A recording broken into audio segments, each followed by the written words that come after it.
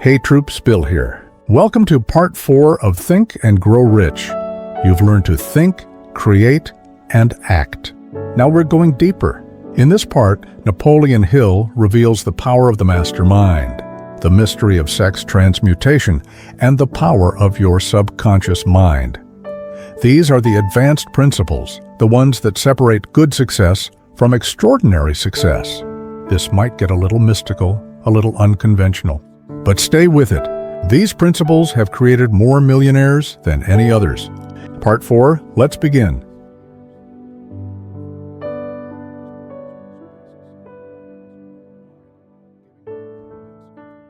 I knew you could do it. The hidden guide lets no one enjoy great achievement without passing the persistence test. Those who can't take it simply do not make the grade. Those who can take it are bountifully rewarded for their persistence. They receive, as their compensation, whatever goal they are pursuing. That is not all. They receive something infinitely more important than material compensation. The knowledge that every failure brings with it the seed of an equivalent advantage. There are exceptions to this rule. A few people know from experience the soundness of persistence. They are the ones who have not accepted defeat as being anything more than temporary. They are the ones whose desires are so persistently applied that defeat is finally changed into victory. We who stand on the sidelines of life see the overwhelmingly large number who go down in defeat, never to rise again. We see the few who take the punishment of defeat as an urge to greater effort. These, fortunately, never learn to accept life's reverse gear. But what we do not see, what most of us never suspect of existing, is the silent but irresistible power which comes to the rescue of those who fight on in the face of discouragement. If we speak of this power at all, we call it persistence, and let it go at that.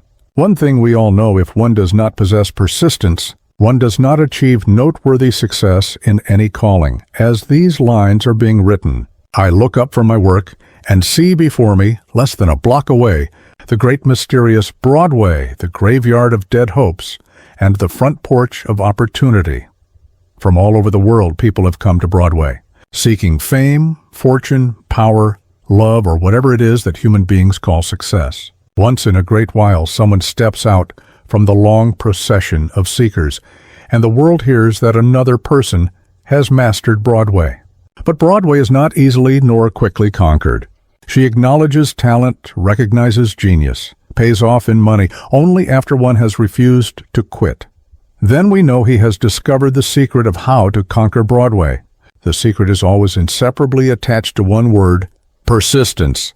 The secret is told in the struggle of Fannie Hurst, whose persistence conquered the Great White Way.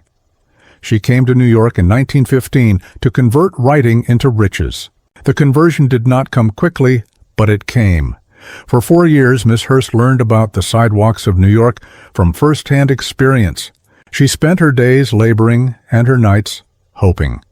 When hope grew dim, she did not say, "All right, Broadway, you win." She said, "Very well, Broadway, you may whip some, but not me. I'm going to force you to give up." One publisher, the Saturday Evening Post, sent her 36 rejection slips before she broke the ice and got a story across. The average writer, like the average in other walks of life, would have given up the job when the first rejection slip came. She pounded the pavements for 4 years to the tune of the publisher's no, because she was determined to win. Then came the payoff. The spell had been broken.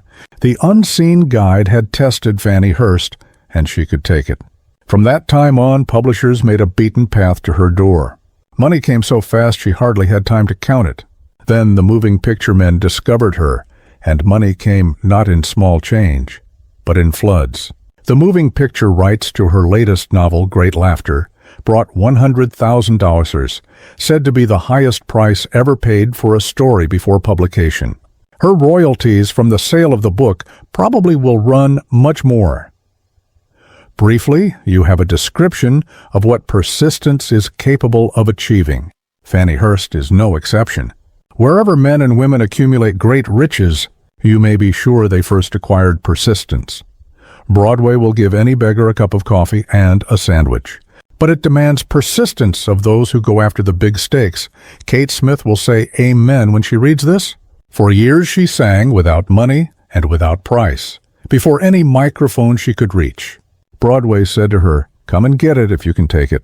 She did take it until one happy day Broadway got tired and said, "Oh, what's the use? You don't know when you're whipped, so name your price and go to work in earnest." Miss Smith named her price. It was plenty, away up in figures so high that 1 week's salary is far more than most people make in a whole year. Verily, it pays to be persistent. And here is an encouraging statement which carries with it a suggestion of great significance. Thousands of singers who excel. Kate Smith are walking up and down Broadway looking for a break, without success. Countless others have come and gone. Many of them sang well enough, but they failed to make the grade because they lacked the courage to keep on keeping on until Broadway became tired of turning them away. Persistence is a state of mind. Therefore, it can be cultivated. Like all states of mind, persistence is based upon definite causes. Among them these: a definiteness of purpose. Knowing what one wants is the first and perhaps the most important step toward the development of persistence.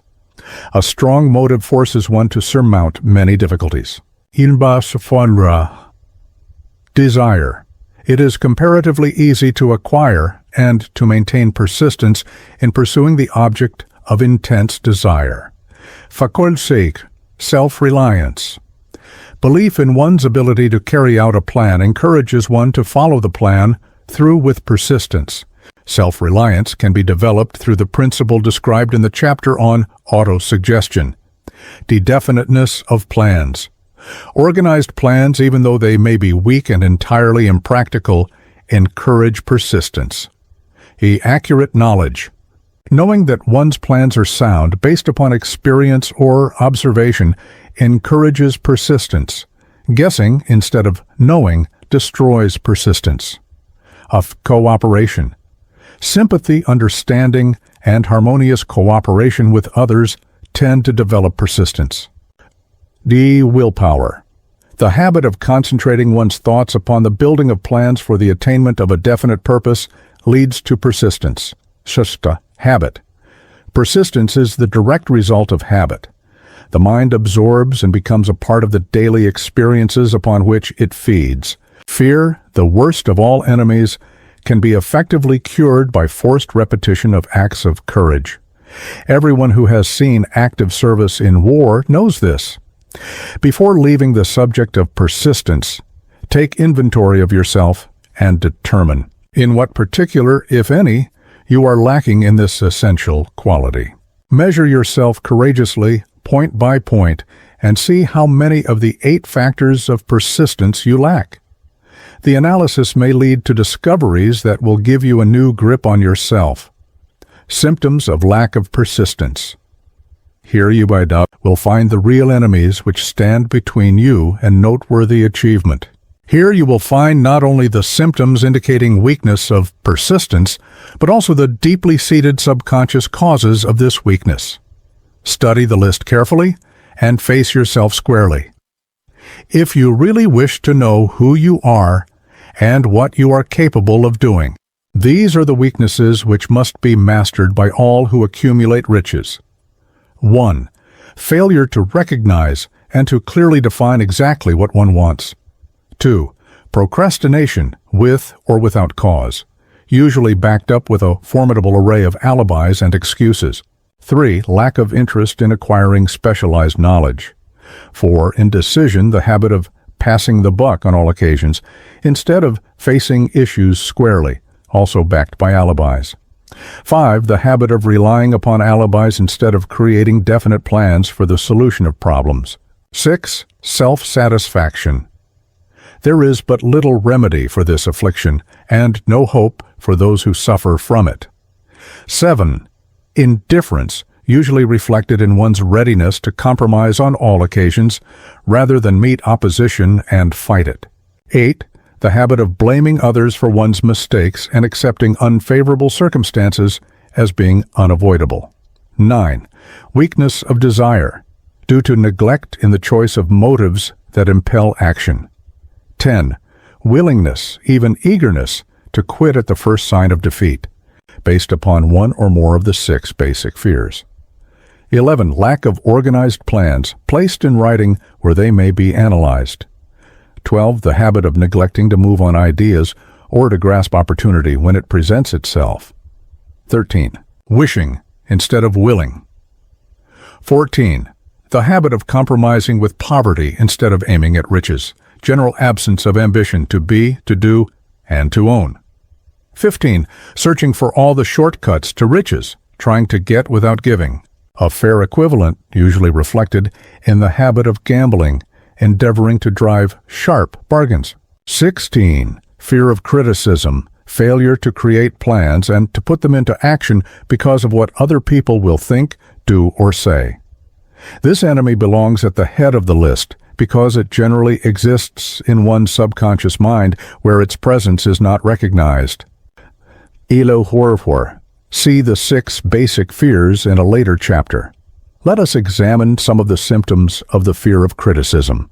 The majority of people permit relatives, friends, and the public at large to so influence them that they cannot live their own lives because they fear criticism. Huge numbers of people make mistakes in marriage, stand by the bargain, and go through life miserable and unhappy because they fear criticism which may follow if they correct the mistake. Anyone who has submitted to this form of fear knows the irreparable damage it does by destroying ambition, self-reliance, and the desire to achieve. Millions of people neglect to acquire belated educations after having left school because they fear criticism.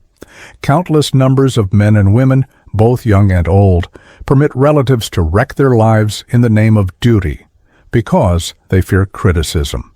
Duty does not require any person to submit to the destruction of his personal ambitions and the right to live his own life in his own way.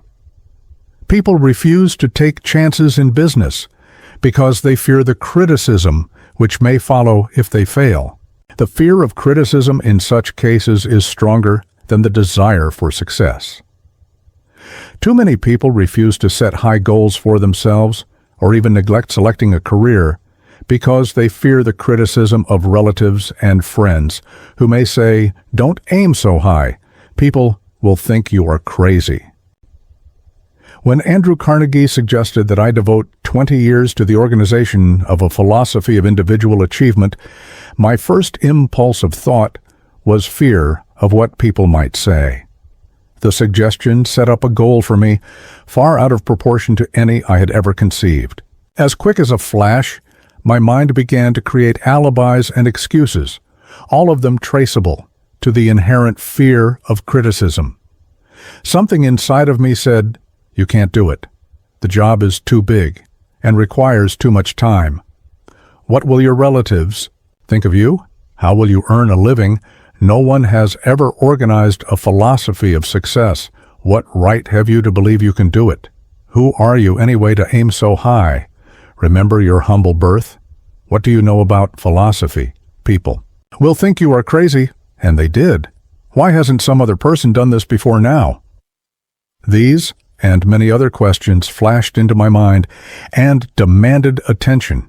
It seemed as if the whole world had suddenly turned its attention to me with the purpose of ridiculing me into giving up all desire to carry out Mr. Carnegie's suggestion. I had a fine opportunity then and there to kill off ambition before it gained control of me. Later in life, after having analyzed thousands of people, I discovered that most ideas are stillborn and need the breath of life injected into them through definite plans of immediate action. The time to nurse an idea is at the time of its birth. Every minute it lives gives it a better chance of surviving. The fear of criticism is at the bottom of the destruction of most ideas, which never reach the planning and action stage. Many people believe that material success is the result of favorable breaks. There is an element of ground for the belief, but those depending entirely upon luck are nearly always disappointed because they overlook another important factor which must be present before one can be sure of success. It is the knowledge with which favorable breaks can be made to order. During the Depression, W.C. Fields, the comedian, lost all his money and found himself without income, without a job, and his means of earning a living, vaudeville, no longer existed. Moreover, he was past 60 when many men consider themselves old. He was so eager to stage a comeback that he offered to work without pay in a new field, movies. In addition to his other troubles, he fell and injured his neck. To many that would have been the place to give up and quit. But Fields was persistent.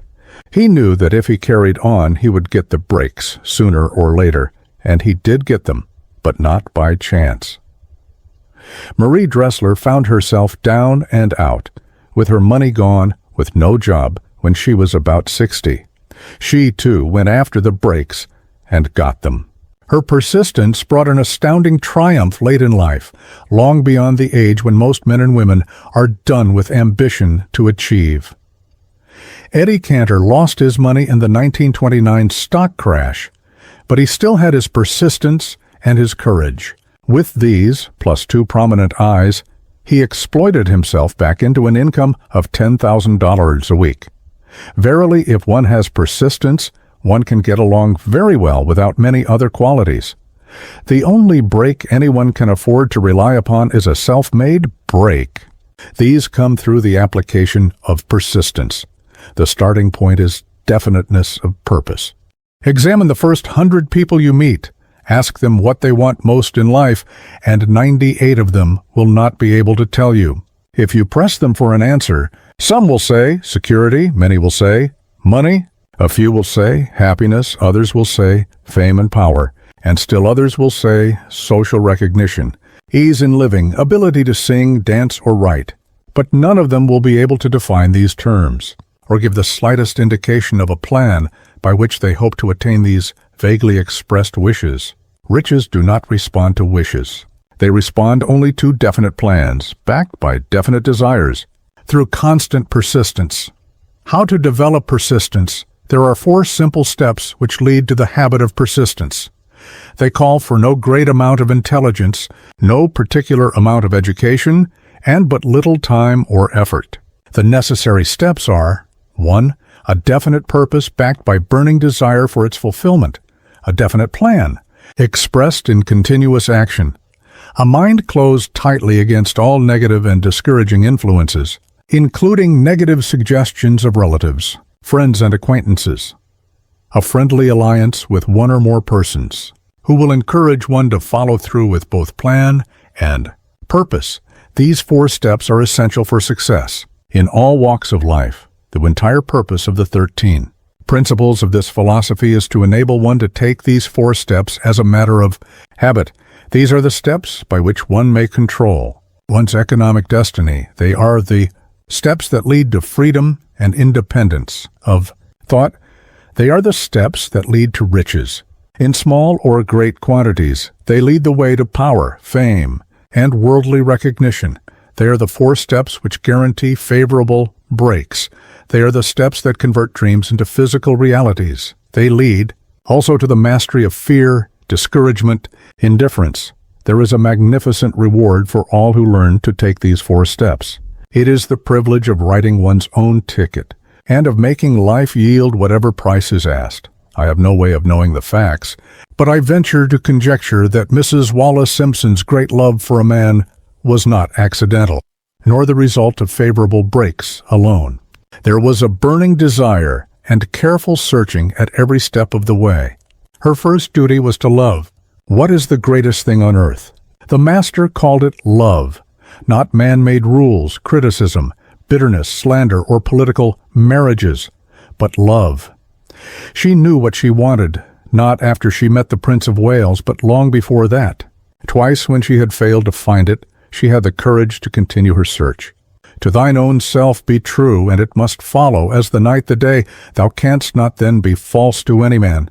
Her rise from obscurity was of the slow, progressive, persistent order, but it was sure. She triumphed over unbelievably long odds, and no matter who you are or what you may think of Wallace Simpson or the king who gave up his crown for her love, She is an astounding example of applied persistence, an instructor on the rules of self-determination, from whom the entire world might profitably take lessons. When you think of Wallis Simpson, think of one who knew what she wanted and shook the greatest empire on earth to get it. Women who complain that this is a man's world, that women do not have an equal chance to win, owe it to themselves to study carefully the life of this unusual woman who, at an age which most women consider old, captured the affections of the most desirable bachelor in the entire world. And what of King Edward? What lesson may we learn from his part in the world's greatest drama of recent times? Did he pay too high a price for the affections of the woman of his choice? Surely no one but he can give the correct answer. The rest of us can only conjecture. This much we know: the king came into the world without his own consent. He was born to great riches without requesting them. He was persistently sought in marriage. Politicians and statesmen throughout Europe tossed dowagers and princesses at his feet. Because he was the firstborn of his parents, he inherited a crown which he did not seek, and perhaps did not desire.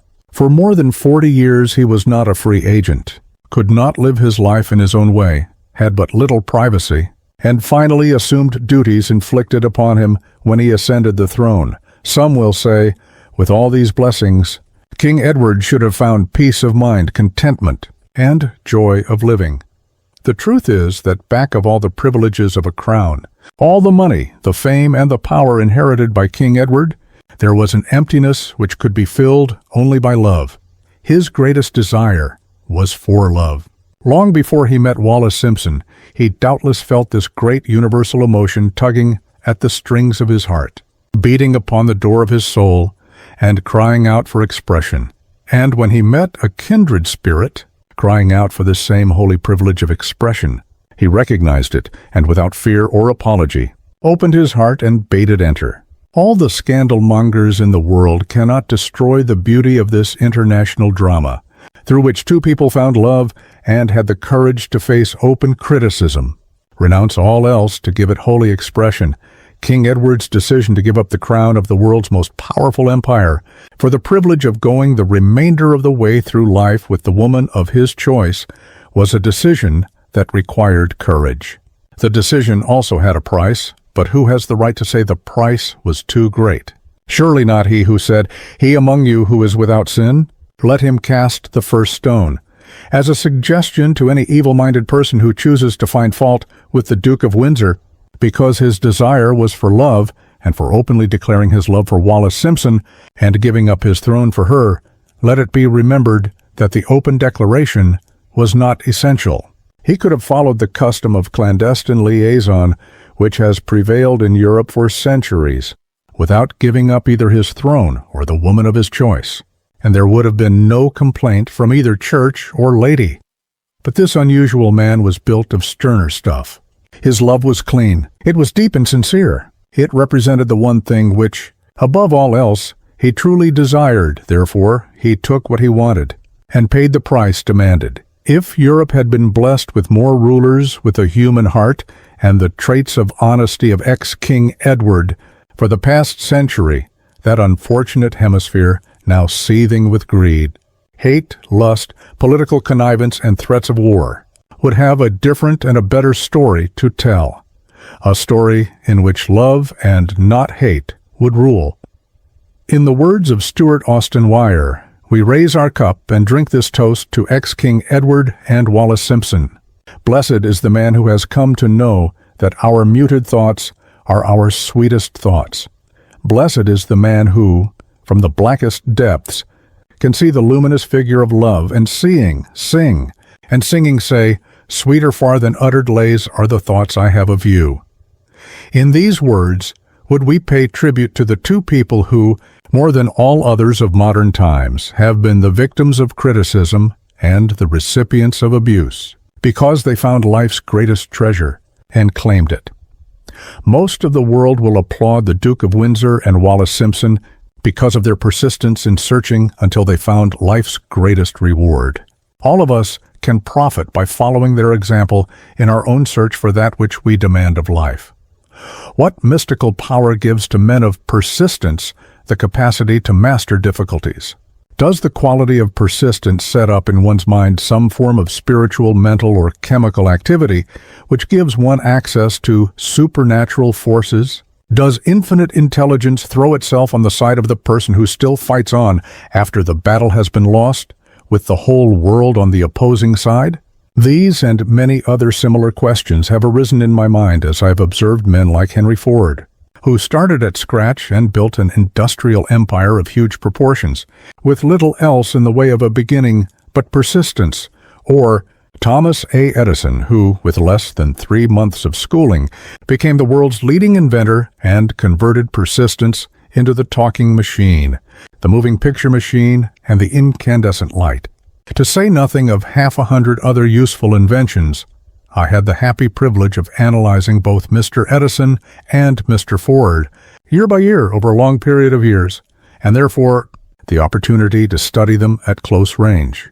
So I speak from actual knowledge when I say that I found no quality save persistence in either of them that even remotely suggested the major source of their stupendous achievements, as one makes an impartial study of the prophets, philosophers, miracle men, and religious leaders of the past. One is drawn to the inevitable conclusion that persistence, concentration of effort, and definiteness of purpose were the major sources of their achievements. Consider, for example, the strange and fascinating story of Muhammad. Analyze his life, compare him with men of achievement in this modern age of industry and finance, and observe how they have one outstanding trait in common: persistence. If you are keenly interested in studying the strange power which gives potency to persistence, read a biography of Muhammad, especially the one by Asad Bey. This brief review of that book, by Thomas Sugru in the Herald Tribune, will provide a preview of the rare treat in store for those who take the time to read the entire story of one of the most astounding examples of the power of persistence known to civilization. The last great prophet reviewed by Thomas Sugru Muhammad was a prophet, but he never performed a miracle. He was not a mystic. He had no formal schooling. He did not begin his mission until he was 40. When he announced that he was the messenger of God, bringing word of the true religion, he was ridiculed and labeled a lunatic. Children tripped him, and women threw filth upon him. He was banished from his native city, Mecca, and his followers were stripped of their worldly goods and sent into the desert after him. When he had been preaching 10 years, he had nothing to show for it but banishment, poverty, and ridicule. Yet before another 10 years had passed, he was dictator of all Arabia, ruler of Mecca, and the head of a New World religion, which was to sweep to the Danube and the Pyrenees before exhausting the impetus he gave it. That impetus was threefold: the power of words, the efficacy of prayer, and man's kinship with God. His career never made sense. Muhammad was born to impoverished members of a leading family of Mecca, because Mecca, the crossroads of the world, home of the magic stone called the Kaaba, great city of trade and the center of trade routes, was unsanitary. Its children were sent to be raised in the desert by Bedouins. Muhammad was thus nurtured, drawing strength and health from the milk of nomad, vicarious mothers. He tended sheep and soon hired out to a rich widow as leader of her caravans. He traveled to all parts of the Eastern world, talked with many men of diverse beliefs, and observed the decline of Christianity into warring sects. When he was 28, Khadijah, the widow, looked upon him with favor and married him. Her father would have objected to such a marriage, so she got him drunk and held him up while he gave the paternal blessing. For the next 12 years, Muhammad lived as a rich and respected and very shrewd trader. Then he took to wandering in the desert, and one day he returned with the first verse of the Quran and told Khadijah that the archangel Gabriel had appeared to him and said that he was to be the messenger of God. The Quran, the revealed word of God, was the closest thing to a miracle in Muhammad's life. He had not been a poet. He had no gift of words. Yet the verses of the Quran, as he received them and recited them to the faithful, were better than any verses which the professional poets of the tribes could produce. This to the Arabs was a miracle. To them, the gift of words was the greatest gift. The poet was all-powerful. In addition, the Quran said that all men were equal before God, that the world should be a democratic state Islam. It was this political heresy, plus Muhammad's desire to destroy all the 360 idols in the courtyard of the Kaaba, which brought about his banishment. The idols brought the desert tribes to Mecca, and that meant trade. So the businessmen of Mecca, the capitalists of which he had been one, set upon Muhammad. Then he retreated to the desert and demanded sovereignty over the world. The rise of Islam began. Out of the desert came a flame which would not be extinguished, a democratic army fighting as a unit and prepared to die without wincing. Muhammad had invited the Jews and Christians to join him, for he was not building a new religion. He was calling all who believed in one God to join in a single faith. If the Jews and Christians had accepted his invitation, Islam would have conquered the world. They didn't. They would not even accept Muhammad's innovation of humane warfare. When the armies of the Prophet entered Jerusalem, not a single person was killed because of his faith. When the Crusaders entered the city centuries later, not a Muslim man, woman, or child was spared. But the Christians did accept one Muslim idea, the place of learning, the university. Chapter 10. Power of the Master Mind. The driving force. The ninth step toward riches power is essential for success in the accumulation of money. Plans are inert and useless, without sufficient power to translate them into action. This chapter will describe the method by which an individual may attain and apply power. Power may be defined as organized and intelligently directed knowledge. Power, as the term is here used, refers to organized effort, sufficient to enable an individual to transmute desire into its monetary equivalent. Organized effort is produced through the coordination of effort of two or more people who work toward a definite end in a spirit of harmony. Power is required for the accumulation of money. Power is necessary for the retention of money after it has been accumulated. Let us ascertain how power may be acquired. If power is organized knowledge, let us examine the sources of knowledge, an infinite intelligence. This source of knowledge may be contacted through the procedure described in another chapter, with the aid of creative imagination. Accumulated experience. The accumulated experience of man, or that portion of it which has been organized and recorded, may be found in any well-equipped public library. An important part of this accumulated experience is taught in public schools and colleges, where it has been classified and organized. Experiment and research. In the field of science, and in practically every other walk of life, men are gathering, classifying, and organizing new facts daily. This is the source to which one must turn when knowledge is not available through accumulated experience. Here, too, the creative imagination must often be used. Knowledge may be acquired from any of the foregoing sources. It may be converted into power by organizing it into definite plans and by expressing those plans in terms of action examination. Of the three major sources of knowledge, will readily disclose the difficulty an individual would have if he depended upon his efforts alone in assembling knowledge and expressing it through definite plans in terms of action.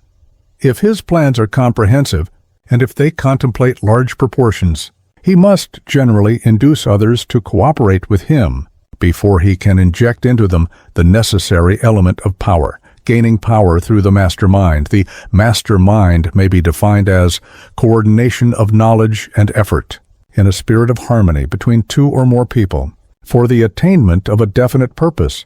No individual may have great power without availing himself of the master mind. In a preceding chapter, instructions were given for the creation of plans for the purpose of translating desire into its monetary equivalent. If you carry out these instructions with persistence and intelligence and use discrimination in the selection of your mastermind group, your objective will have been halfway reached, even before you begin to recognize it, so you may better understand the intangible potentialities of power available to you through a properly chosen mastermind group.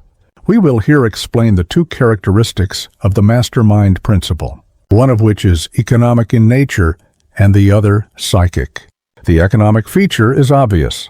Economic advantages may be created by any person who surrounds himself with the advice, counsel, and personal cooperation of a group of men who are willing to lend him wholehearted aid. In a spirit of perfect harmony, this form of cooperative alliance has been the basis of nearly every great fortune. Your understanding of this great truth may definitely determine your financial status.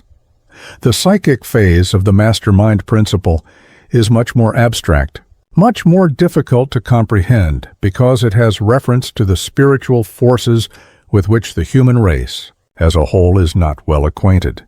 You may catch a significant suggestion from this statement. No two minds ever come together without thereby creating a third, invisible, intangible force which may be likened to a third mind.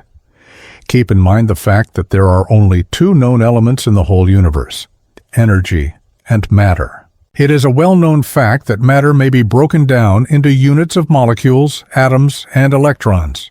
There are units of matter which may be isolated, separated, and analyzed. Likewise, there are units of energy.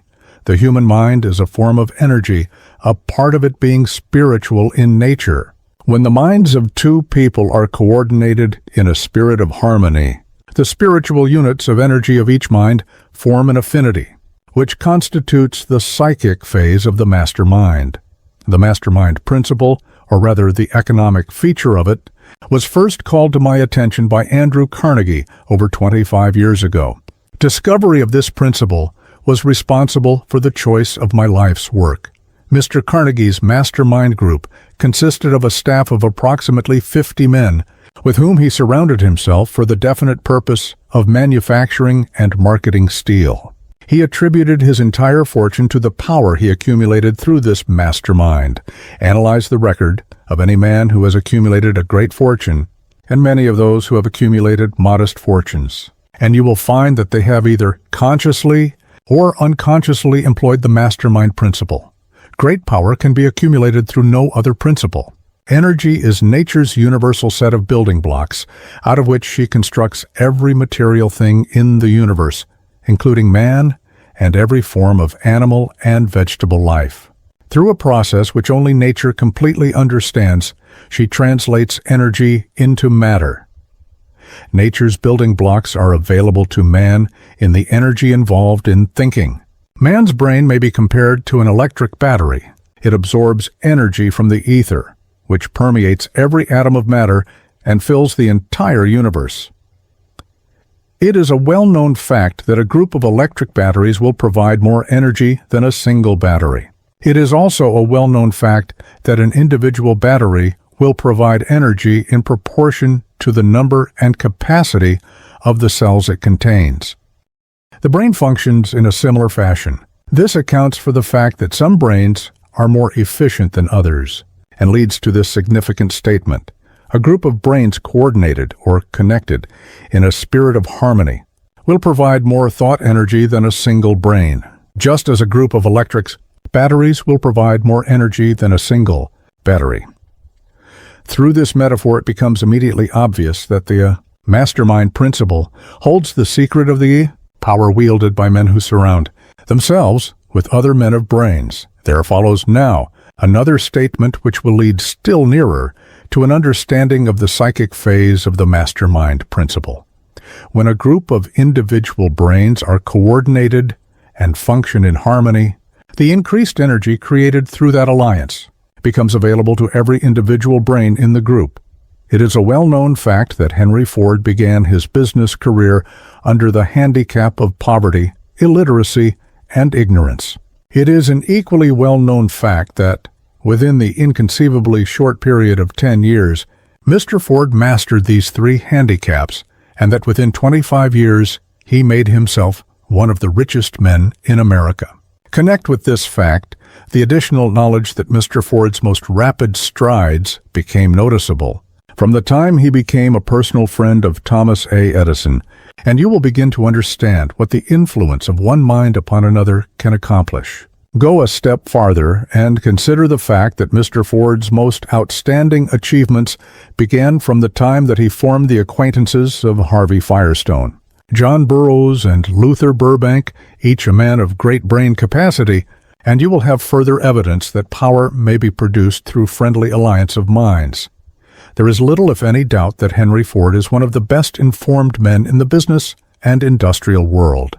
The question of his wealth needs no discussion.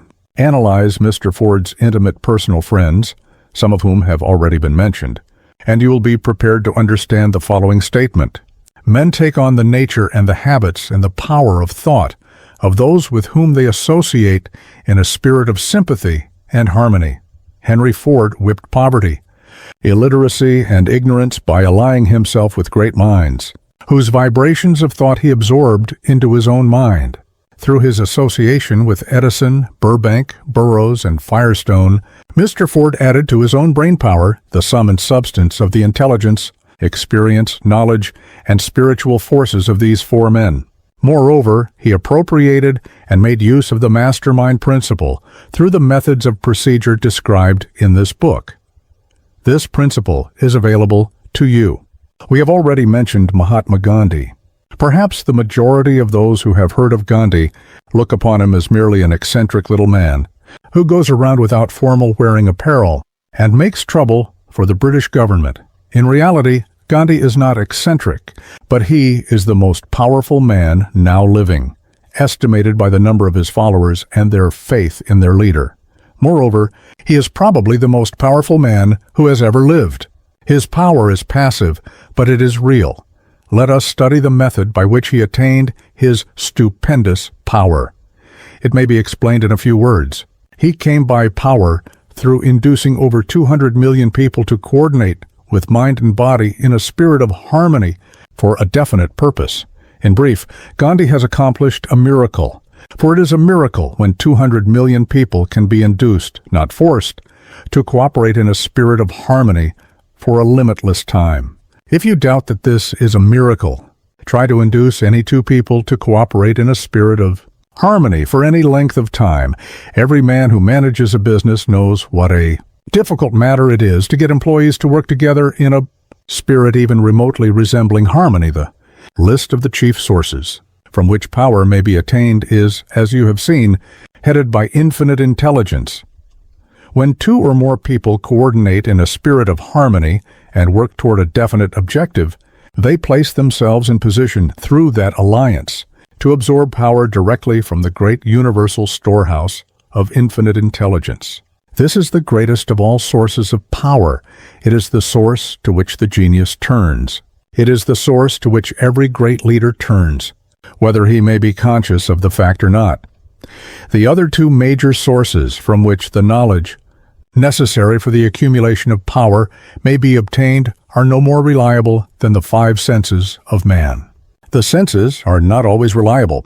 Infinite intelligence does not err. In subsequent chapters, the methods by which infinite intelligence may be most readily contacted will be adequately described. This is not a course on religion. No fundamental principle described in this book should be interpreted as being intended to interfere either directly or indirectly with any man's religious habits. This book has been confined exclusively to instructing the reader how to transmute the definite purpose of desire for money into its monetary equivalent. Read, think, and meditate as you read. Soon the entire subject will unfold and you will see it in perspective. You are now seeing the detail of the individual chapters. Money is as shy and elusive as the old-time maiden.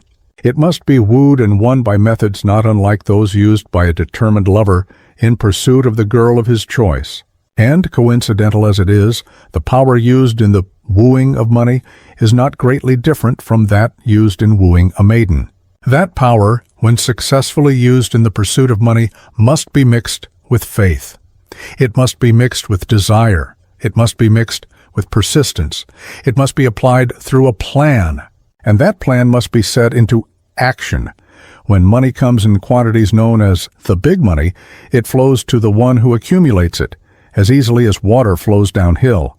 There exists a great unseen stream of power which may be compared to a river, except that one side flows in one direction, carrying all who get into that side of the stream, onward and upward to wealth, and the other side flows in the opposite direction, carrying all who are unfortunate enough to get into it and not able to extricate themselves from it, downward to misery and poverty.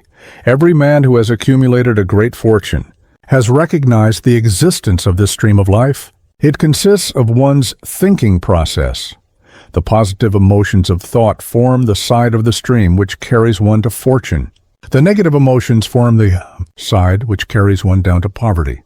This carries a thought of stupendous importance to the person who is following this book with the object of accumulating a fortune.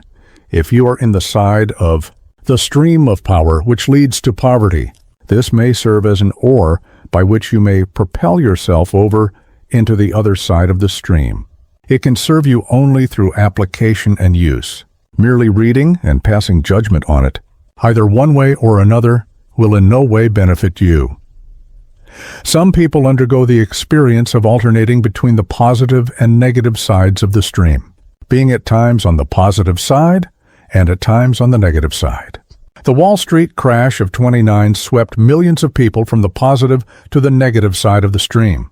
These millions are struggling, some of them in desperation and fear, to get back to the positive side of the stream. This book was written especially for those millions. Poverty and riches often change places. The crash taught the world this truth, although the world will not long remember the lesson. Poverty may, and generally does, voluntarily take the place of riches. When riches take the place of poverty, the change is usually brought about through well-conceived and carefully executed plans. Poverty needs no plan. It needs no one to aid it because it is bold and ruthless. Riches are shy and timid. They have to be attracted. Chapter is at 11. The mystery of sex transmutation. Anybody can wish for riches, and most people do, but only a few know that a definite plan, plus a burning desire for wealth, are the only dependable means of accumulating wealth, the 10th step toward riches.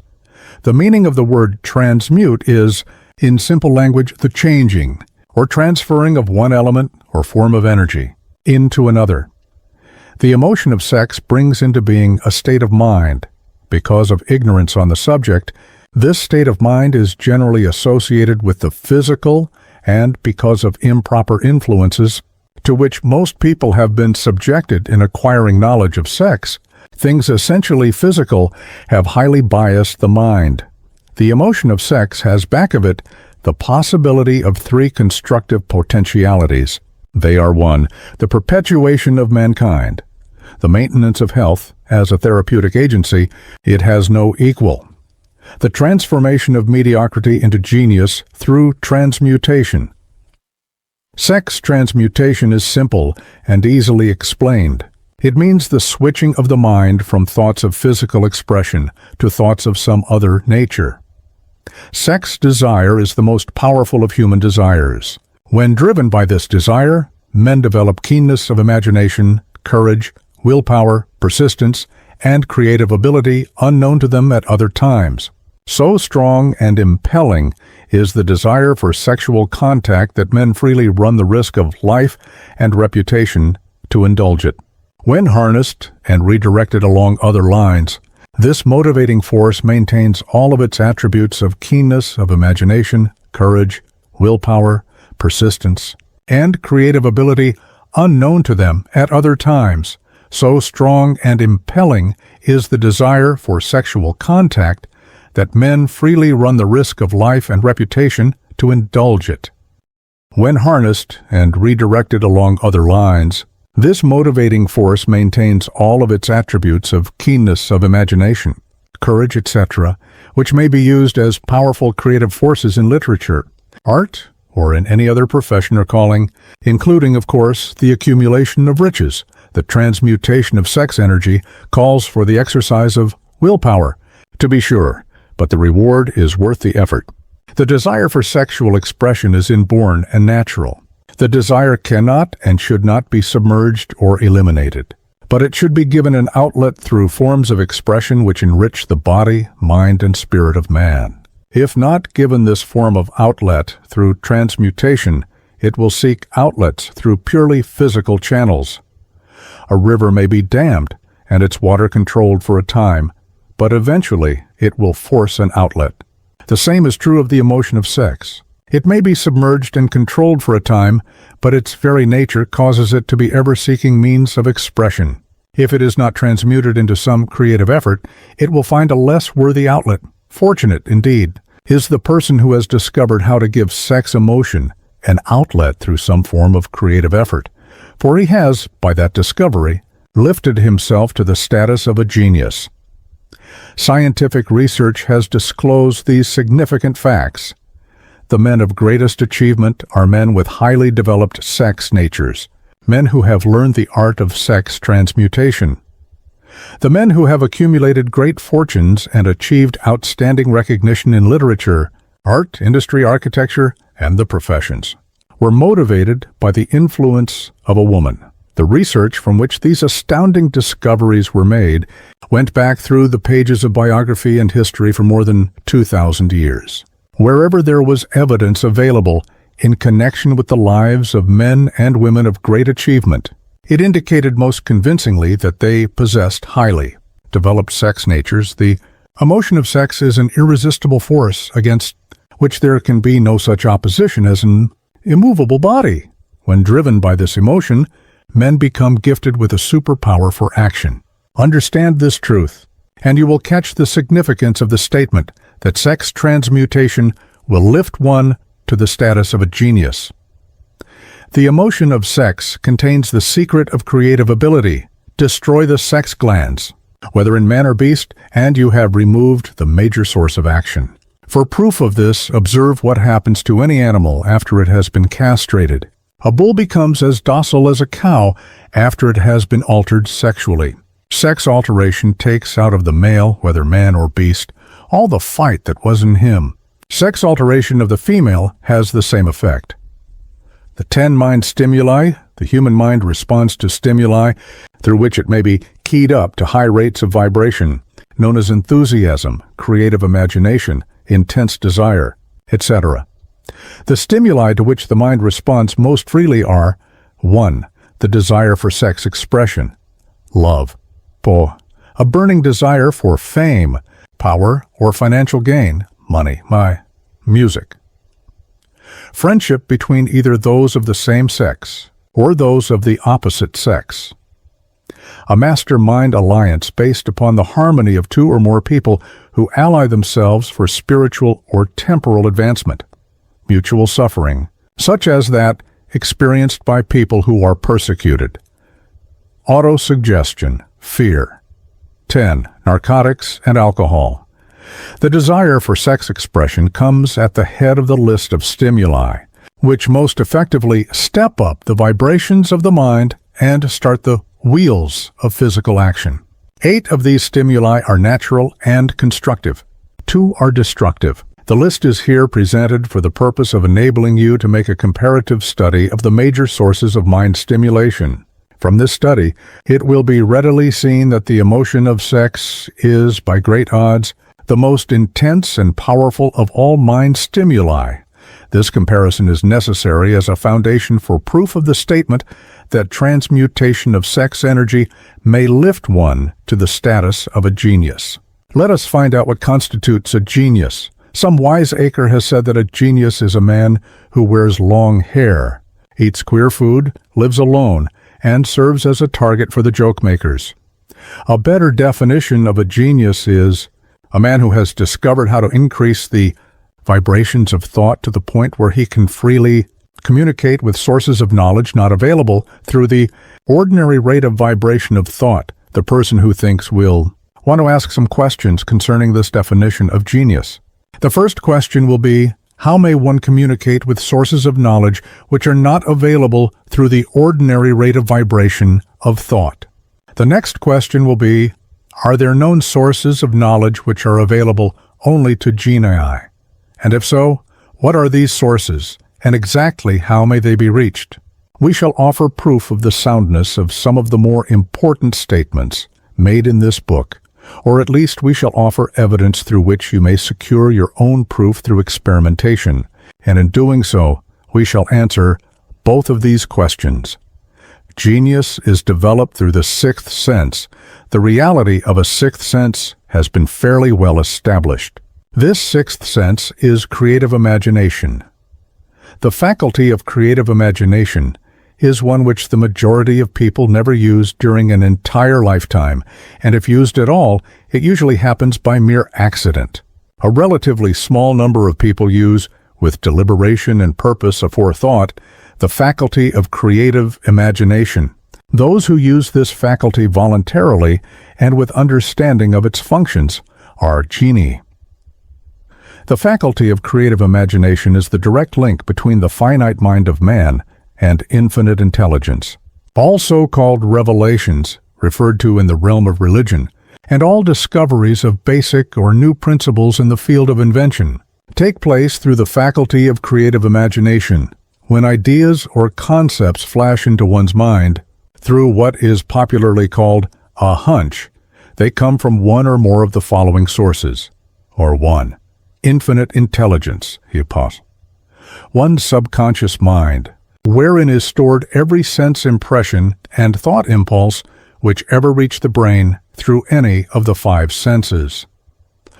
From the mind of some other person who has just released the thought or picture of the idea or concept through conscious thought. Or 4. From the other person's subconscious storehouse, there are no other known sources from which inspired ideas or hunches may be received. The creative imagination functions best when the mind is vibrating due to some form of mind stimulation at an exceedingly high rate. That is, when the mind is functioning at a rate of vibration higher than that of ordinary, normal thought, when brain action has been stimulated through one or more of the 10 mind stimulants. It has the effect of lifting the individual far above the horizon of ordinary thought and permits him to envision distance, scope, and quality of thoughts not available on the lower plane, such as that occupied while one is engaged in the solution of the problems of business and professional routine. When lifted to this higher level of thought through any form of mind stimulation, an individual occupies, relatively, the same position as one who has ascended in an airplane to a height from which he may see over and beyond the horizon line which limits his vision while on the ground. Moreover, while on this higher level of thought, the individual is not hampered or bound by any of the stimuli which circumscribe and limit his vision while wrestling with the problems of gaining the 3 basic necessities of food, clothing, and shelter. He is in a world of thought in which the ordinary, workaday thoughts have been as effectively removed as are the hills and valleys and other limitations of physical vision.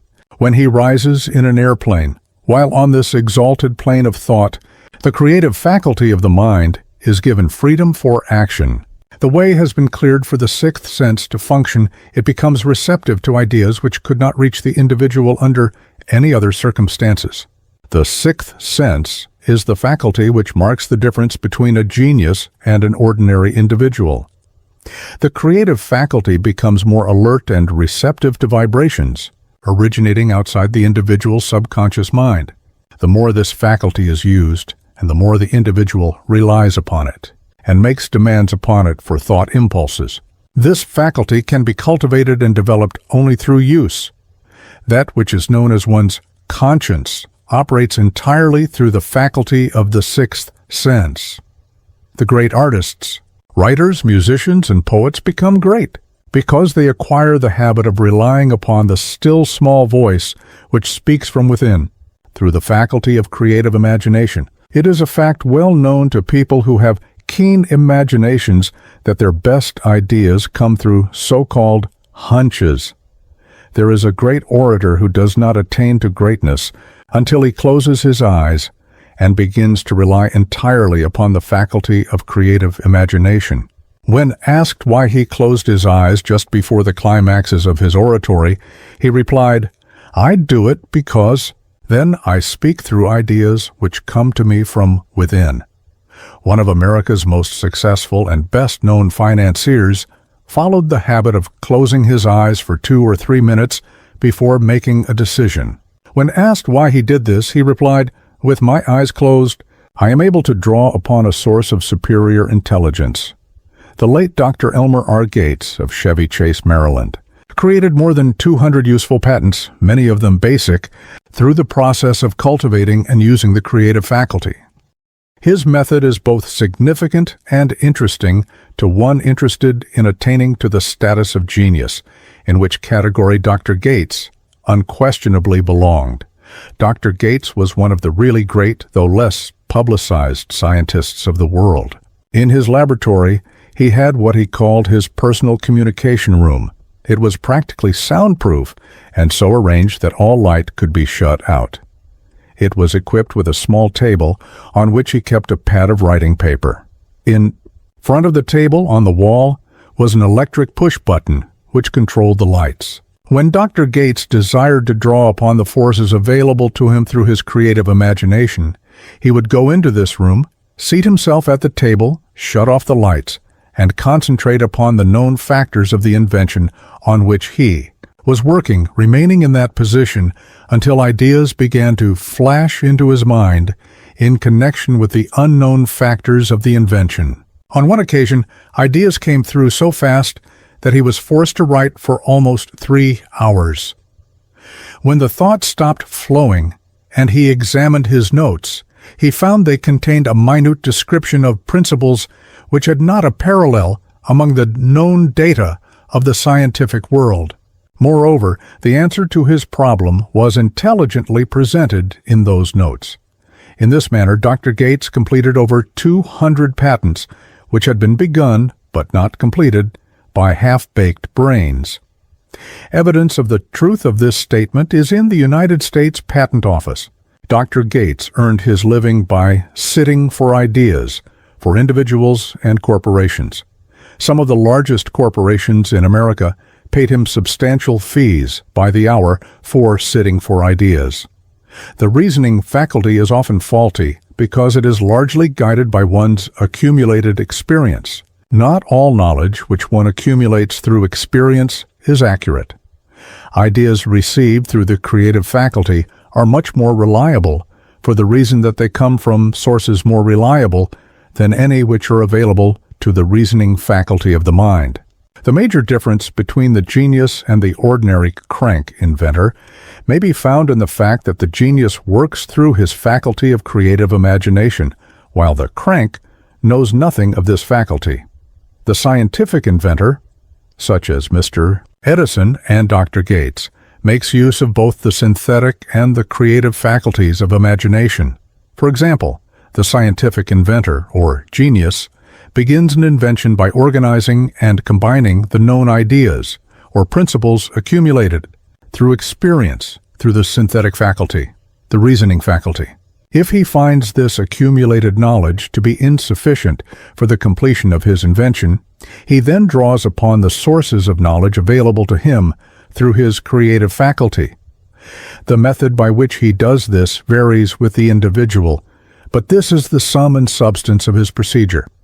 Picamaesque, he stimulates his mind so that it vibrates on a higher-than-average plane, using one or more of the 10 mind stimulants or some other stimulant of his choice. He concentrates upon the known factors, the finished part, of his invention, and creates in his mind a perfect picture of unknown factors, the unfinished part, of his invention. He holds this picture in mind until it has been taken over by the subconscious mind, then relaxes by clearing his mind of all thought, and waits for his answer to flash into his mind. Sometimes the results are both definite and immediate. At other times, the results are negative, depending upon the state of development of the sixth sense, or creative faculty. Mr. Edison tried out more than 10,000 different combinations of ideas through the synthetic faculty of his imagination, before he tuned in through the creative faculty and got the answer which perfected the incandescent light. His experience was similar when he produced the talking machine. There is plenty of reliable evidence that the faculty of creative imagination exists. This evidence is available through accurate analysis of men who have become leaders in their respective callings without having had extensive educations. Lincoln was a notable example of a great leader who achieved greatness through the discovery and use of his faculty of creative imagination. He discovered and began to use this faculty as the result of the stimulation of love which he experienced. after he met Anne Rutledge, a statement of the highest significance in connection with the study of the source of genius. The pages of history are filled with the records of great leaders whose achievements may be traced directly to the influence of women who aroused the creative faculties of their minds through the stimulation of sex desire. Napoleon Bonaparte was one of these. When inspired by his first wife Josephine, he was irresistible and invincible. When his better judgment or reasoning faculty prompted him to put Josephine aside, he began to decline. His defeat and St. Helena were not far distant, if good taste would permit. We might easily mention scores of men, well known to the American people, who climbed to great heights of achievement under the stimulating influence of their wives, only to drop back to destruction after money and power went to their heads and they put aside the old wife for a new one. Napoleon was not the only man to discover that sex influence from the right source is more powerful than any substitute of expediency which may be created by mere reason. The human mind responds to stimulation. Among the greatest and most powerful of these stimuli is the urge of sex. When harnessed and transmuted, this driving force is capable of lifting men into that higher sphere of thought, which enables them to master the sources of worry and petty annoyance which beset their pathway on the lower plane. Unfortunately, only the genii have made the discovery. Others have accepted the experience of sex urge without discovering one of its major potentialities, a fact which accounts for the great number of others as compared to the limited number of genii. For the purpose of refreshing the memory, in connection with the facts available from the biographies of certain men, we here present the names of a few men of outstanding achievement, each of whom was known to have been of a highly sexed nature. The genius which was theirs undoubtedly found its source of power in transmuted sex energy. Your own knowledge of biography will enable you to add to this list. Find, if you can, a single man in all history of civilization who achieved outstanding success in any calling who was not driven by a well-developed sex nature. If you do not wish to rely upon biographies of men not now living, take inventory of those whom you know to be men of great achievement, and see if you can find one among them who is not highly sexed. Sex energy is the creative energy of all genii. There never has been and never will be a great leader, builder, or artist lacking in this driving force of sex. Surely no one will misunderstand these statements to mean that all who are highly sexed are genii. Man attains to the status of a genius only when and if he stimulates his mind so that it draws upon the forces available through the creative faculty of the imagination. Chief among the stimuli with which this stepping up of the vibrations may be produced is sex energy. The mere possession of this energy is not sufficient to produce a genius. The energy must be transmuted from desire for physical contact into some other form of desire and action before it will lift one to the status of a genius. Far from becoming genii because of great sex desires, the majority of men lower themselves through misunderstanding and misuse of this great force to the status of the lower animals. Why men seldom succeed before 40? I discovered from the OS analysis of over 25,000 people that men who succeed in an outstanding way seldom do so before the age of 40, and more often they do not strike their real pace until they are well beyond the age of 50. This fact was so astounding that it prompted me to go into the study of its cause most carefully, carrying the investigation over a period of more than 12 years. This study disclosed the fact that the major reason why the majority of men who succeed do not begin to do so before the age of 40 to 50 is their tendency to dissipate their energies through overindulgence in physical expression of the emotion of sex. The majority of men never learn that the urge of sex has other possibilities, which far transcend in importance that of mere physical expression. The majority of those who make this discovery do so after having wasted many years at a period.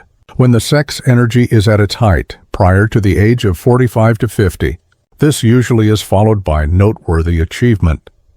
The lives of many men up to, and sometimes well past the age of 40, reflect a continued dissipation of energies, which could have been more profitably turned into better channels. Their finer and more powerful emotions are sown wildly to the four winds. Out of this habit of the male grew the term sowing his wild oats. The desire for sexual expression is by far the strongest and most impelling of all the human emotions, and for this very reason, this desire, when harnessed and transmuted into action other than that of physical expression, may raise one to the status of a genius. One of America's most able businessmen frankly admitted that his attractive secretary was responsible for most of the plans he created. He admitted that her presence lifted him to heights of creative imagination, such as he could experience under no other stimulus. History is not lacking in examples of men who attained to the status of genii as the result of the use of artificial mind stimulants in the form of alcohol and narcotics. Edgar Allan Poe wrote The Raven while under the influence of liquor, dreaming dreams that mortal never dared to dream before. James Whitcomb. Riley did his best writing while under the influence of alcohol. Perhaps it was thus he saw the ordered intermingling of the real and the dream, the mill above the river and the mist above the stream. Robert Burns wrote best when intoxicated, "For auld lang syne, my dear, we'll take a cup of kindness yet, for auld lang syne. But let it be remembered that many such men have destroyed themselves in the end." Nature has prepared her own potions with which men may safely stimulate their minds, so they vibrate on a plane that enables them to tune in to fine and rare thoughts which come from no man knows where. No satisfactory substitute for nature's stimulants has ever been found. It is a fact well known to psychologists that there is a very close relationship between sex, desires, and spiritual urges, a fact which accounts for the peculiar behavior of people who participate in the orgies known as religious revivals, common among the primitive types. The world is ruled, and the destiny of civilization is established by the human emotions. People are influenced in their actions, not by reason so much as by feelings. The creative faculty of the mind is set into action entirely by emotions, and not by cold reason. The most powerful of all human emotions is that of sex. There are other mind stimulants, some of which have been listed, but no one of them, nor all of them combined, can equal the driving power of sex. A mind stimulant is any influence which will either temporarily or permanently increase the vibrations of thought. The 10 major stimulants described are those most commonly resorted to. Through these sources, one may commune with infinite intelligence or enter at will the storehouse of the subconscious mind, either one's own or that of another person, a procedure which is all there is of genius. A teacher who has trained and directed the efforts of more than 30,000 salespeople made the astounding discovery that highly sexed men are the most efficient salesmen. The explanation is that the factor of personality known as personal magnetism is nothing more nor less than sex energy. Highly sexed people always have a plentiful supply of magnetism. Through cultivation and understanding, this vital force may be drawn upon and used to great advantage in the relationships between people. This energy may be communicated to others through the following media. The handshake. The touch of the hand indicates instantly the presence of magnetism, or the lack of it. The tone of voice. Magnetism, or sex energy, is the factor with which the voice may be colored, or made musical and charming. Posture and carriage of the body. Highly sexed people move briskly and with grace and ease. The vibrations of thought. Highly sexed people mix the emotion of sex with their thoughts, or may do so at will, and in that way may influence those around them. Body adornment. People who are highly sexed are usually very careful about their personal appearance. They usually select clothing of a style becoming to their personality, physique, complexion, etc. When employing salesmen, The more capable sales manager looks for the quality of personal magnetism as the first requirement of a salesman. People who lack sex energy will never become enthusiastic nor inspire others with enthusiasm. And enthusiasm is one of the most important requisites in salesmanship. No matter what one is selling, the public speaker, orator, preacher, lawyer, or salesman who is lacking in sex energy is a flop as far as being able to influence others is concerned. Couple with this the fact that most people can be influenced only through an appeal to their emotions, and you will understand the importance of sex energy as a part of the salesman's native ability.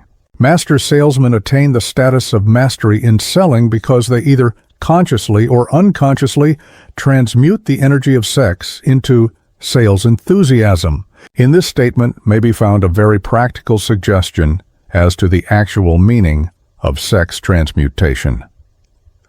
The salesman who knows how to take his mind off the subject of sex and direct it in sales effort with as much enthusiasm and determination as he would apply to its original purpose has acquired the art of sex transmutation, whether he knows it or not.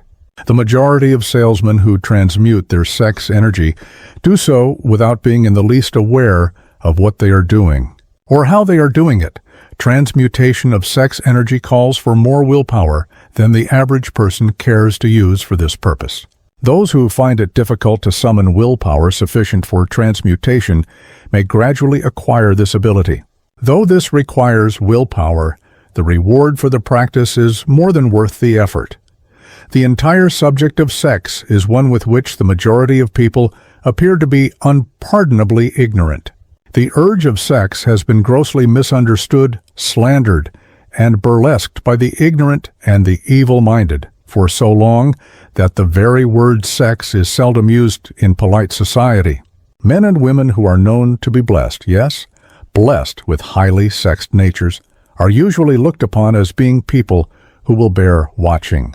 Instead of being called blessed, they are usually called cursed.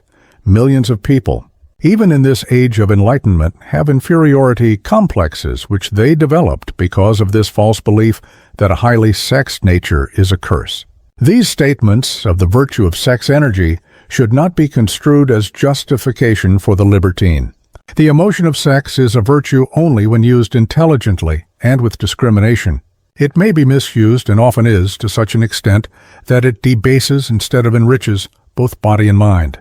The better use of this power is the burden of this chapter. It seemed quite significant to the author when he made the discovery that practically every great leader whom he had the privilege of analyzing was a man whose achievements were largely inspired by a woman. In many instances, the woman in the case was a modest, self-denying wife, of whom the public had heard but little or nothing. In a few instances, the source of inspiration has been traced to the other woman. Perhaps such cases may not be entirely unknown to you. Intemperance in sex habits is just as detrimental as intemperance in habits of drinking and eating. In this age in which we live, an age which began with the World War, intemperance in habits of sex is common. This orgy of indulgence may account for the shortage of great leaders. No man can avail himself of the forces of his creative imagination while dissipating them. Man is the only creature on earth which violates nature's purpose in this connection. Every other animal indulges its sex nature in moderation and with purpose which harmonizes with the laws of nature. Every other animal responds to the call of sex only in season. Man's inclination is to declare open season. Every intelligent person knows that stimulation in excess through alcoholic drink and narcotics is a form of intemperance which destroys the vital organs of the body, including the brain. Not every person knows, however, that overindulgence in sex expression may become a habit as destructive and as detrimental to creative effort as narcotics or liquor. A sex-mad man is not essentially different than a dope-mad man. Both have lost control over their faculties of reason and willpower. Sexual overindulgence may not only destroy reason and willpower, but it may also lead to either temporary or permanent insanity. Many cases of hypochondria, imaginary illness, grow out of habits developed in ignorance of the true function of sex. From these brief references to the subject, it may be readily seen that ignorance on the subject of sex transmutation forces stupendous penalties upon the ignorant on the one hand, and withholds from them equally stupendous benefits on the other. Widespread ignorance on the subject of sex is due to the fact that the subject has been surrounded with mystery and beclouded by dark silence. The conspiracy of mystery and silence has had the same effect upon the minds of young people that the psychology of prohibition had.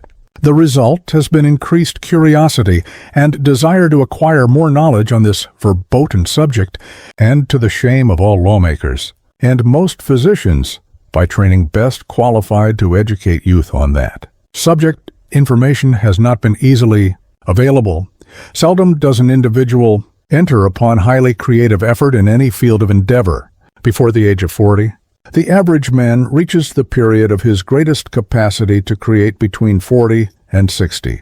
These statements are based upon analysis of thousands of men and women who have been carefully observed. They should be encouraging to those who fail to arrive before the age of 40, and to those who become frightened at the approach of old age around the 40-year mark. The years between 40 and 50 are, as a rule, the most fruitful. Man should approach this age, not with fear and trembling, but with hope and eager anticipation. If you want evidence that most men do not begin to do their best work before the age of 40, study the records of the most successful men known to the American people, and you will find it.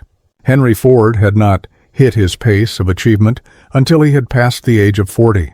Andrew Carnegie was well past 40 before he began to reap the reward of his efforts. James J. Hill was still running a telegraph key at the age of 40. His stupendous achievements took place after that age.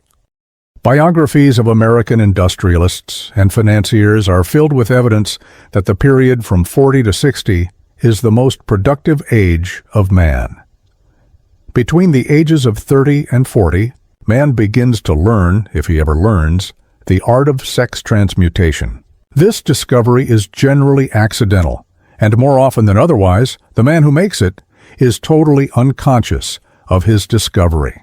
He may observe that his powers of achievement have increased around the age of 35 to 40, but in most cases he is not familiar with the cause of this change, that nature begins to harmonize the emotions of love and sex in the individual between the ages of 30 and 40, so that he may draw upon these great forces and apply them jointly as stimuli to action. Sex alone is a mighty urge to action, but its forces are like a cyclone. They are often uncontrollable. When the emotion of love begins to mix itself with the emotion of sex, the result is calmness of purpose, poise, accuracy of judgment, and balance. What person who has attained to the age of 40 is so unfortunate as to be unable to analyze these statements and to corroborate them by his own experience? When driven by his desire to please a woman, based solely upon the emotion of sex, a man may be, and usually is, capable of great achievement, but his actions may be disorganized, distorted, and totally destructive. When driven by his desire to please a woman based upon the motive of sex alone, a man may steal, cheat, and even commit murder. But when the emotion of love is mixed with the emotion of sex, that same man will guide his actions with more sanity, balance, and reason. Criminologists have discovered that the most hardened criminals can be reformed through the influence of a woman's love. There is no record of a criminal having been reformed solely through the sex influence. These facts are well known, but their cause is not. Reformation comes, if at all, through the heart or the emotional side of man, not through his head or reasoning side. Reformation means a change of heart. It does not mean a change of head. A man may, because of reason, make certain changes in his personal conduct to avoid the consequences of undesirable effects. But genuine reformation comes only through a change of heart, through a desire to change. Love, romance, and sex are all emotions capable of driving men to heights of superachievement. Love is the emotion which serves as a safety valve and ensures balance, poise, and constructive effort. When combined, these three emotions may lift one to an altitude of a genius. There are genii, however, who know but little of the emotion of love. Most of them may be found engaged in some form of action which is destructive, or at least not based upon justice and fairness toward others.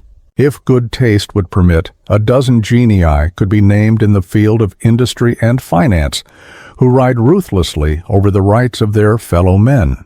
They seem totally lacking in conscience. The reader can easily supply his own list of such men. The emotions are states of mind. Nature has provided man with a chemistry of the mind, which operates in a manner similar to the principles of chemistry of matter. It is a well-known fact that through the aid of chemistry of matter, a chemist may create a deadly poison by mixing certain elements, none of which are, in themselves, harmful in the right proportions. The emotions may likewise be combined so as to create a deadly poison. The emotions of sex and jealousy, when mixed, may turn a person into an insane beast. The presence of any one or more of the destructive emotions in the human mind, through the chemistry of the mind, sets up a poison which may destroy one's sense of justice and fairness. In extreme cases, the presence of any combination of these emotions in the mind may destroy one's reason. The road to genius consists of the development, control, and use of sex, love, and romance. Briefly, the process may be stated as follows. Encourage the presence of these emotions as the dominating thoughts in one's mind, and discourage the presence of all the destructive emotions. The mind is a creature of habit. It thrives upon the dominating thoughts fed it. Through the faculty of willpower, one may discourage the presence of any emotion and encourage the presence of any other. Control of the mind through the power of will is not difficult. Control comes from persistence and habit. The secret of control lies in understanding the process of transmutation. When any negative emotion presents itself in one's mind, it can be transmuted into a positive or constructive emotion by the simple procedure of changing one's thoughts. There is no other road to genius than through voluntary self-effort. A man may attain to great heights of financial or business achievement solely by the driving force of sex energy. But history is filled with evidence that he may, and usually does, carry with him certain traits of character which rob him of the ability to either hold or enjoy his fortune. This is worthy of analysis, thought, and meditation, for it states a truth, the knowledge of which may be helpful to women as well as men. Ignorance of this has cost thousands of people their privilege of happiness, even though they possessed riches. The emotions of love and sex leave their unmistakable marks upon the features.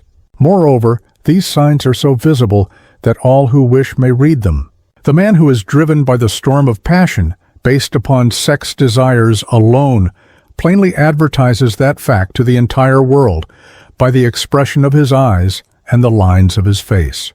The emotion of love, when mixed with the emotion of sex, softens, modifies, and beautifies the facial expression. No character analyst is needed to tell you this. You may observe it for yourself. The emotion of love brings out and develops the artistic and the aesthetic nature of man. It leaves its impress upon one's very soul, even after the fire has been subdued by time and circumstance. Memories of love never pass. They linger, guide, and influence long after the source of stimulation has faded. There is nothing new in this. Every person who has been moved by genuine love knows that it leaves enduring traces upon the human heart. The effect of love endures, because love is spiritual in nature. The man who cannot be stimulated to great heights of achievement by love is hopeless. He is dead, though he may seem to live. Even the memories of love are sufficient to lift one to a higher plane of creative effort. The major force of love may spend itself and pass away, like a fire which has burned itself out, but it leaves behind indelible marks as evidence that it passed that way. Its departure often prepares the human heart for a still greater love. Go back into your yesterdays at times and bathe your mind in the beautiful memories of past love. It will soften the influence of the present worries and annoyances. It will give you a source of escape from the unpleasant realities of life, and maybe, who knows, your mind will yield to you. During this temporary retreat into the world of fantasy ideas or plans which may change the entire financial or spiritual status of your life, If you believe yourself unfortunate, because you have loved and lost, perish the thought. One who has loved truly can never lose entirely. Love is whimsical and temperamental. Its nature is ephemeral and transitory. It comes when it pleases and goes away without warning. Accept and enjoy it while it remains, but spend no time worrying about its departure. Worry will never bring it back. Dismiss also the thought that love never comes but once. Love may come and go, times without number, but there are no two love experiences which affect one in just the same way. There may be, and there usually is, one love experience which leaves a deeper imprint on the heart than all the others.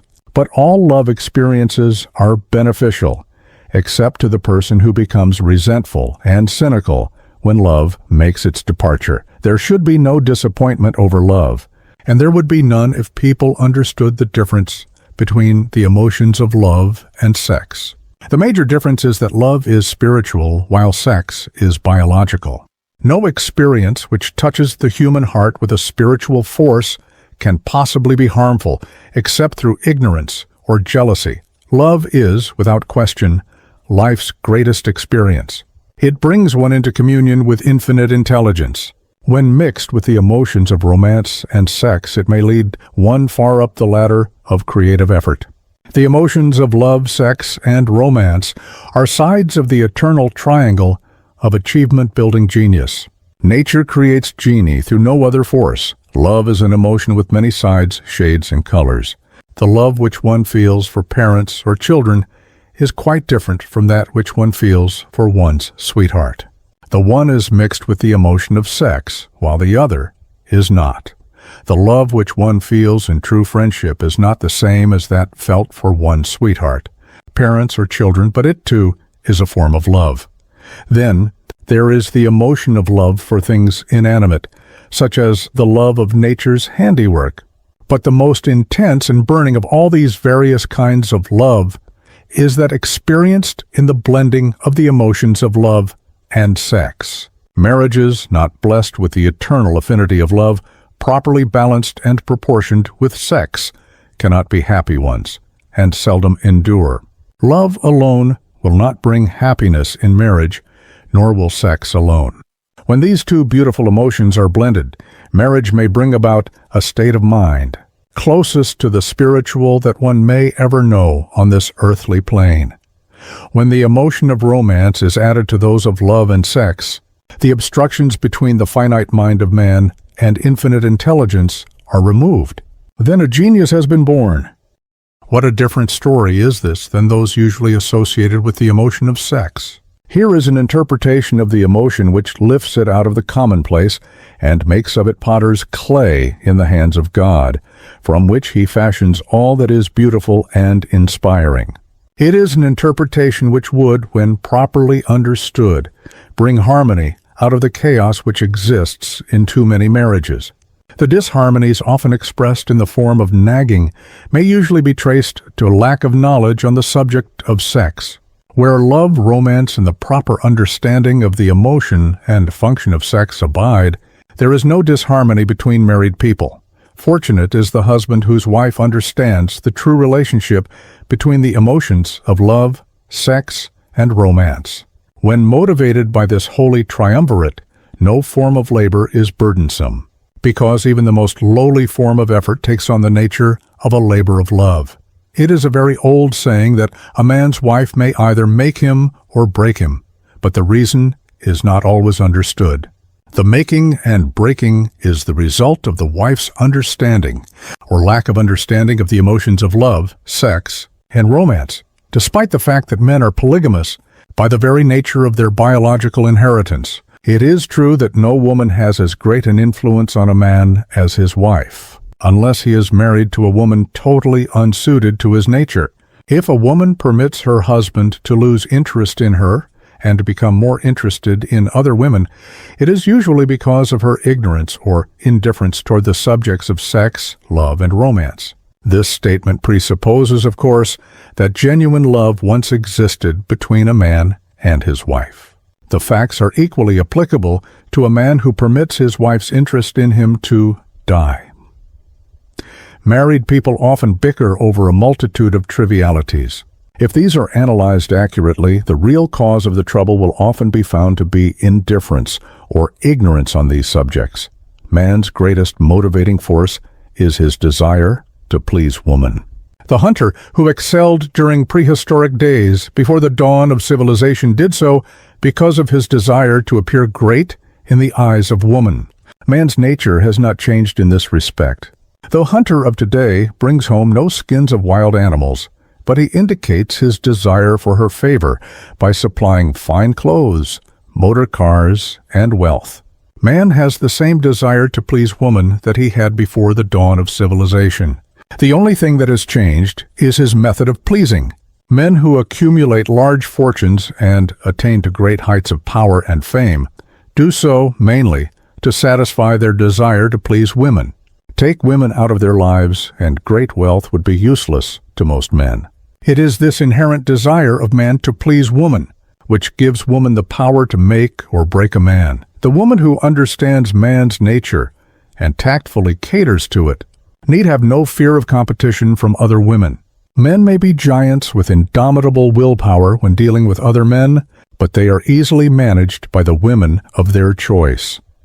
Most men will not admit that they are easily influenced by the women they prefer, because it is in the nature of the male to want to be recognized as the stronger of the species. Moreover, the intelligent woman recognizes this manly trait and very wisely makes no issue of it. Some men know that they are being influenced by the women of their choice, their wives, sweethearts, mothers, or sisters, but they tactfully refrain from rebelling against the influence because they are intelligent enough to know that no man is happy or complete without the modifying influence of the right woman. The man who does not recognize this important truth deprives himself of the power which has done more to help men achieve success than all other forces combined. Chapter 12. The subconscious mind, the connecting link. The 11th step toward riches.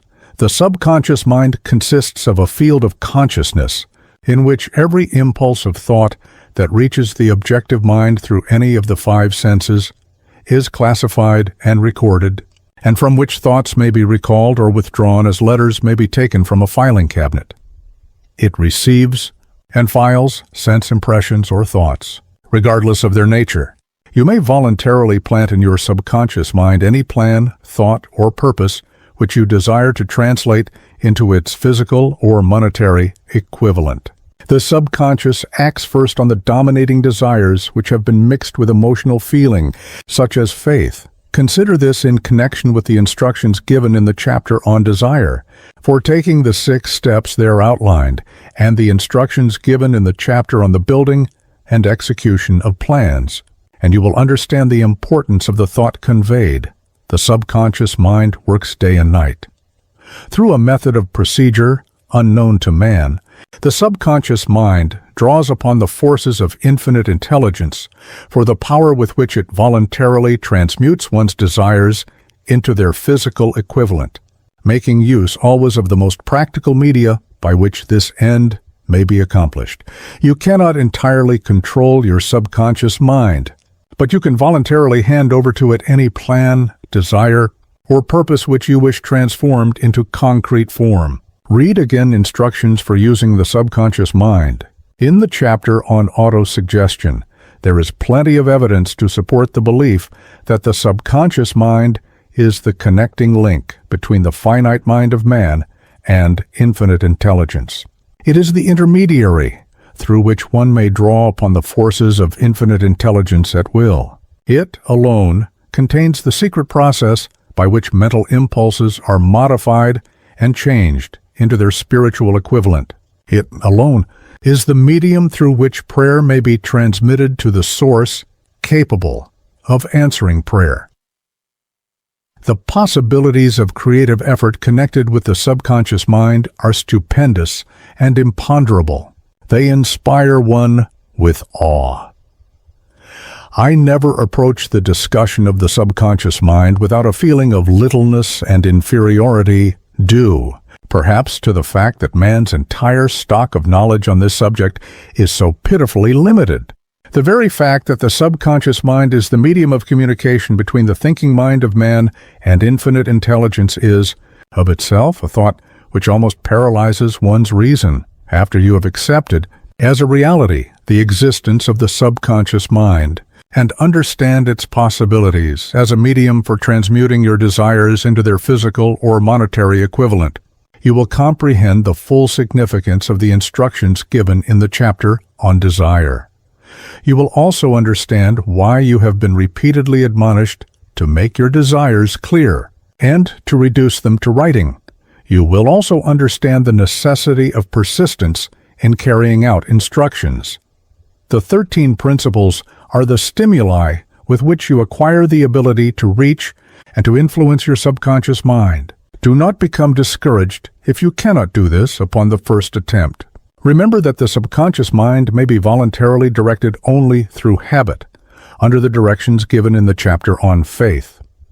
You have not yet had time to master faith. Be patient. Be persistent.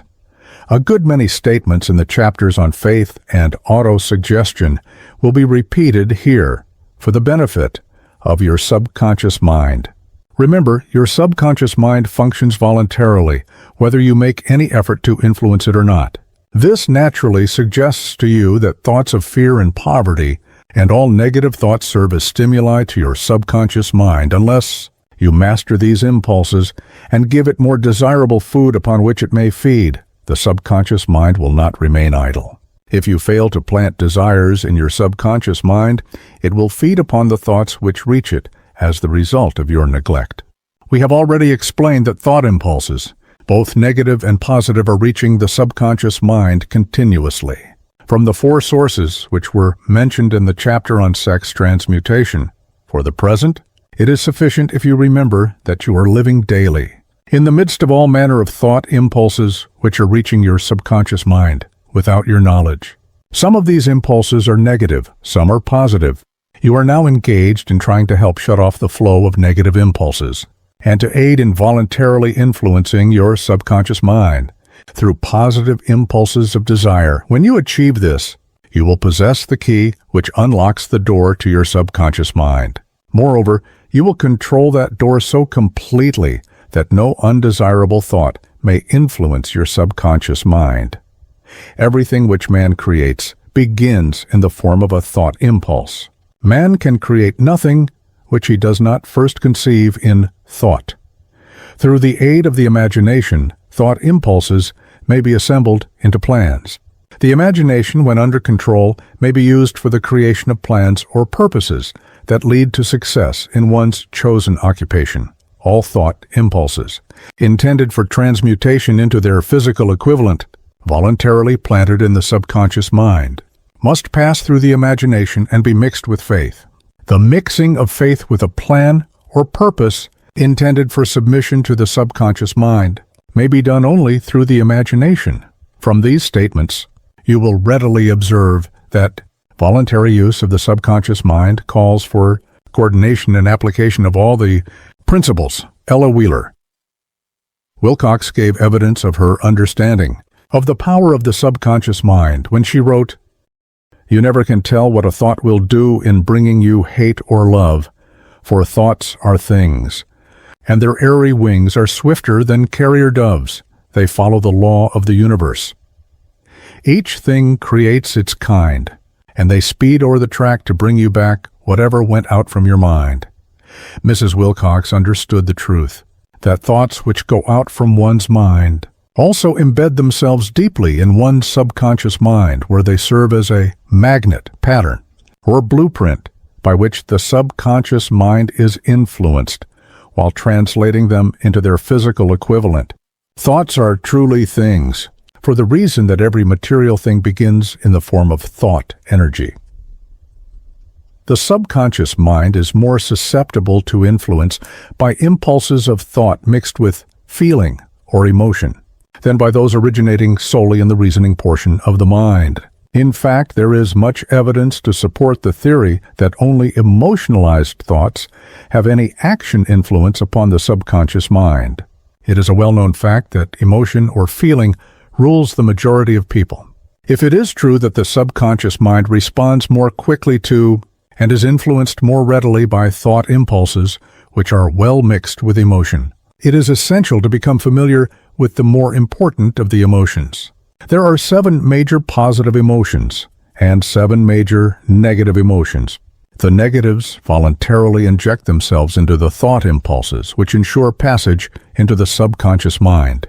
The positives must be injected through the principle of autosuggestion into the thought impulses which an individual wishes to pass on to his subconscious mind. Instructions have been given in the chapter on autosuggestion. These emotions, or feeling impulses, may be likened to yeast in a loaf of bread, because they constitute the action element, which transforms thought impulses from the passive to the active state. Thus may one understand why thought impulses, which have been well mixed with emotion, are acted upon more readily than thought impulses originating in cold reason. You are preparing yourself to influence and control the inner audience of your subconscious mind in order to hand over to it the desire for money, which you wish transmuted into its monetary equivalent. It is essential, therefore, that you understand the method of approach to this inner audience. You must speak its language, or it will not heed your call. It understands best the language of emotion or feeling. Let us, therefore, describe here the 7 major positive emotions and the 7 major negative emotions, so that you may draw upon the positives and avoid the negatives when giving instructions to your subconscious mind. The 7 major positive emotions are emotion of desire, the emotion of faith, the emotion of love, the emotion of sex, the emotion of enthusiasm, the emotion of romance, the emotion of hope. There are other positive emotions, but these are the 7 most powerful and the ones most commonly used in creative effort. Master these 7 emotions. They can be mastered only by USC. And the other positive emotions will be at your command when you need them. Remember, in this connection, that you are studying a book which is intended to help you develop a money consciousness by filling your mind with positive emotions. One does not become money conscious by filling one's mind with negative emotions, the 7 major negative emotions to be avoided: the emotion of fear, the emotion of jealousy, the emotion of hatred, the emotion of revenge, the emotion of greed, the emotion of superstition, the emotion of anger. Positive and negative emotions cannot occupy the mind at the same time. One or the other must dominate. It is your responsibility to make sure that positive emotions constitute the dominating influence of your mind. Here the law of habit will come to your aid. Form the habit of applying and using the positive emotions. Eventually, they will dominate your mind so completely that the negatives cannot enter it. Only by following these instructions literally and continuously can you gain control over your subconscious mind. The presence of a single negative in your conscious mind is sufficient to destroy all chances of constructive aid from your subconscious mind. If you are an observing person, you must have noticed that most people resort to prayer only after everything else has failed, or else they pray by a ritual of meaningless words. And because it is a fact that most people who pray do so only after everything else has failed, they go to prayer with their minds filled with fear and doubt, which are the emotions the subconscious mind acts upon and passes on to infinite intelligence. Likewise, that is the emotion which infinite intelligence receives and acts upon. If you pray for a thing, but have fear as you pray that you may not receive it, or that your prayer will not be acted upon by infinite intelligence, your prayer will have been in vain. Prayer does sometimes result in the realization of that for which one prays. If you have ever had the experience of receiving that for which you prayed, go back in your memory and recall your actual state of mind while you were praying, and you will know for sure that the theory here described is more than a theory. The time will come when the schools and educational institutions of the country will teach the science of prayer. Moreover, then prayer may be and will be reduced to a science. When that time comes, it will come as soon as mankind is ready for it and demands it.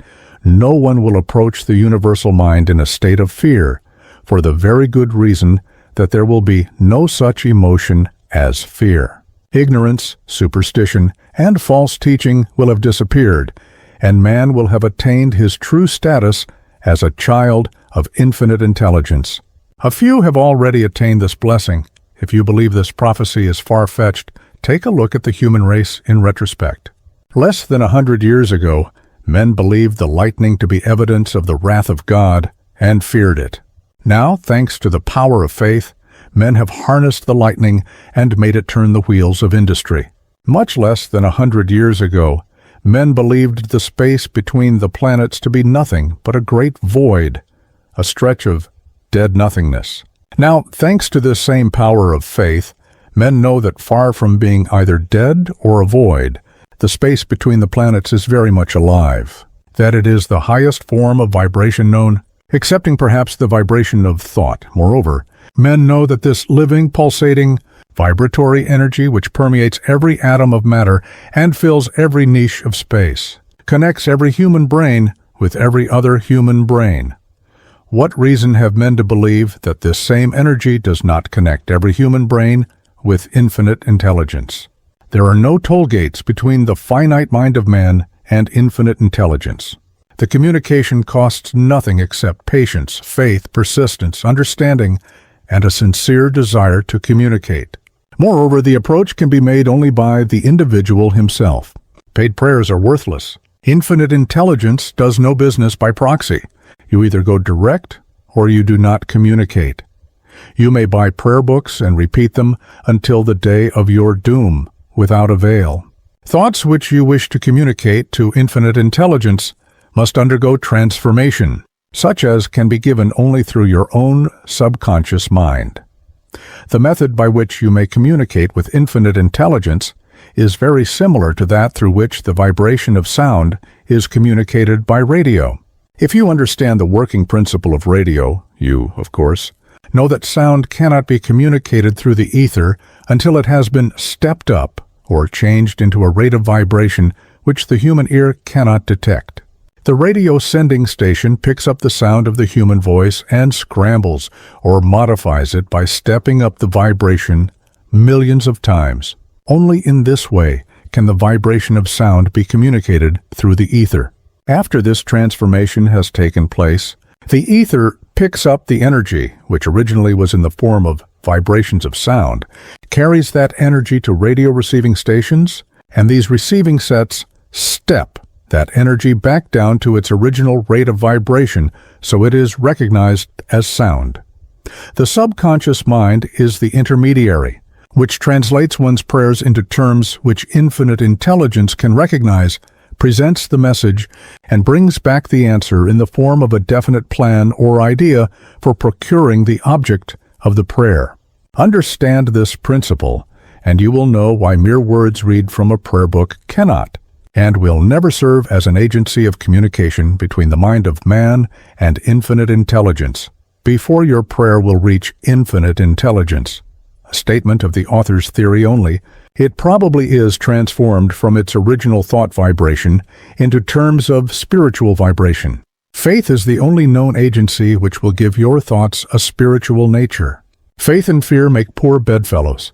Where one is found, the other cannot exist. That's part 4. Heavy stuff, deep stuff, powerful stuff. If you're feeling a little overwhelmed, that's normal. These are advanced principles. You might need to listen to this part again, but you're almost done. One more part.